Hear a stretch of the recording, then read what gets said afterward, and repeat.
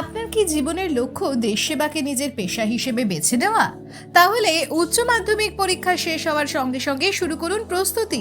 যেহেতু ন্যূনতম মাধ্যমিক পাশ হলেই সেনাবাহিনী এবং পুলিশে যোগদানের জন্য আবেদন করা যায়, সেক্ষেত্রে বয়স সীমা থাকে 17.5 থেকে 23 বছর। এই সময় প্রস্তুতি শুরু না করলে ভবিষ্যতে এই চাকরির প্রস্তুতির প্রতি অনীহা দেখা দেয়।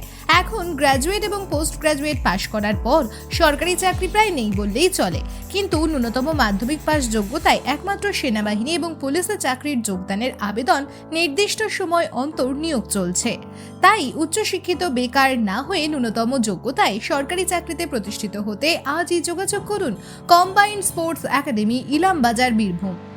একজন ছাত্র সর্বনিম্ন 16 বছর বয়স এবং মাধ্যমিক পাশ হলেই এই প্রশিক্ষণে অংশগ্রহণ করতে পারবে।